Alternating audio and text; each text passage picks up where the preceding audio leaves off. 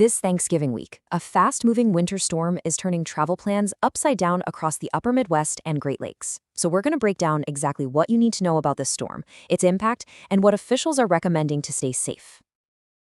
For millions of folks, the timing here just couldn't be worse.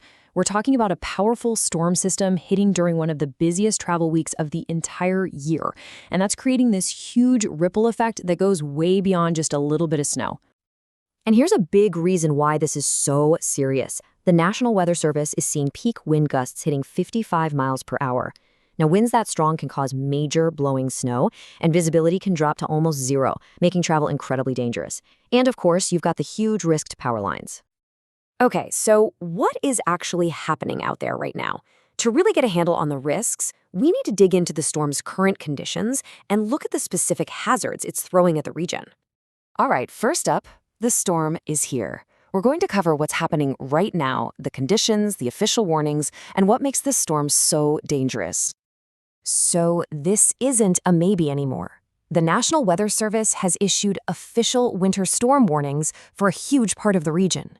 That means the storm is here, and it's actively hitting these areas with a really potent combination of hazards. And this really breaks down the triple threat we're dealing with. First, the snow. We could see totals reaching over 2 feet in some spots. Then you've got those powerful wind gusts, which are creating blizzard-like conditions. And when you put those two together, well, you're looking at a high risk for road closures and airport delays, all happening during one of the biggest travel weeks of the year. And this brings us to the official guidance, which is crystal clear. Agencies like NOAA and FEMA are all saying the same thing. If you're in a warning area, just stay off the roads. It's that simple. They're also telling people to get ready for possible power outages that could last a while, especially if you're in an area with a more vulnerable grid. So you might be wondering, what makes a storm this powerful? Let's take a look at how this thing actually formed to get why it's so intense. It's really a textbook setup for a major winter storm. You've got the strong low-pressure system that's acting like a giant engine. It's pulling down that super cold Arctic air from Canada. And when that frigid air slams into the warmer, moist air ahead of it, bam, you get this sharp boundary where rain just flips over to heavy, dumping snow. And this is a big one. It explains why your friend, maybe just 20 miles down the road, gets a few inches while you get absolutely buried. It's a phenomenon called mesoscale banding. You can think of it like these narrow, intense rivers of snow up in the atmosphere. They just unload incredibly heavy snow in these tight little corridors, and that is how you get those shocking, localized totals of 25 inches or even more. Okay, so the impact of a storm like this, it doesn't just stop when the snow does. It triggers a real domino effect. And we're going to look at those cascading impacts on everything from the power grid to the economy. Yeah, a major weather event like this one really tests all of our critical systems. It completely disrupts the flow of, well, everything. People, goods, energy, and the consequences, they can last long after the last snowflake has fallen. And the economic hit is huge. It really breaks down into two types of costs. You've got the direct costs. Those are the obvious ones, right? The money it takes to fix a downed power line, or the sales a store loses because it had to close. But then you have the indirect costs, and these can be even bigger. We're talking about supply chain delays that affect the whole country because trucks can't get through, or all the lost productivity when people can't get to work. And this right here, this gets to the heart of a major weak spot. Study after study shows that extreme weather is the #1 cause of power outages, by a long shot. That combination of heavy, wet snow weighing down the lines and high winds pushing them around, it's just a perfect recipe for widespread blackouts.